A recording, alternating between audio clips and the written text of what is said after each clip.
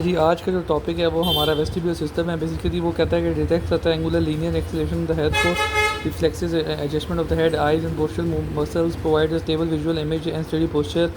Structure of vestibular organ आप लोग पढ़ लीजिएगा, इतना ज़्यादा इंपॉर्टेंट नहीं है। Steps in vestibular transaction, angular acceleration, ये भी देख लीजिएगा, इतना ज़्यादा इंपॉर्टेंट है, सच नहीं है। ये इसकी डायग्राम है, ये पढ़ देख लीजिएगा।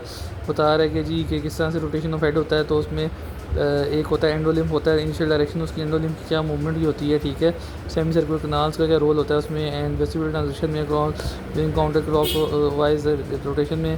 फिर कहते हैं निस्टैग्मस, ये बहुत इंपॉर्टेंट एमसीक्यू आ जाता है इस पर। तो व्हाट इज निस्टैग्मेंट, कहते हैं initial rotation of the head causes the eye to move slowly in the opposite direction to maintain the visual fixation. When the limit of the eye movement is reached, it is rapidly snap back in segment and then move slowly again.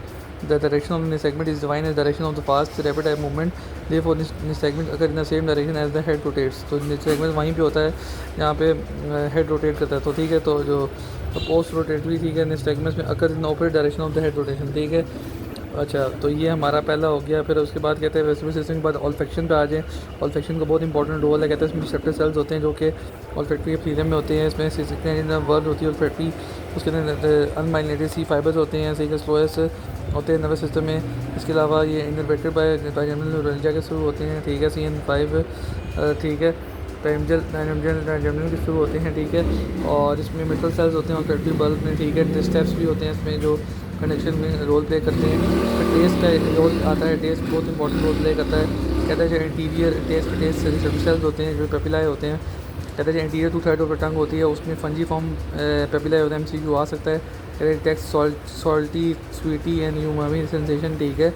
और इसमें innervated by जो anterior to tongue होती है वो 7 quadrant टिम्पैन है, ये MCQ आ सकता है। MCQ बहुत इंपॉर्टेंट है, ठीक है। तो posterior front third of the टंग जो होता है बेसिकली इसमें सर्कमवलेट एंड फोलिएट पेपिलाए होते हैं, ये भी MCQ आ सकता है, ठीक है। चेक करता है सोर और बिटर टेस्ट को, ठीक है। और कैरियर द 9 इसमें लॉस ऑफ रेंजल इनर्वेट करता है, ठीक है, पोस्टीरियर 1/3 ऑफ द टंग को, ठीक है। और बैक ऑफ द थ्रोट और एपिग्लोटिस को inverted by the gland number 10, ठीक है। और ये 7, 9 और 10 ये एंटर मेडुला, और ये जाते हैं सॉलिटरी ट्रैक में और इन टर्मिनेट होते हैं second order taste neurons in the solitary nucleus में, ये आपको पता होना चाहिए।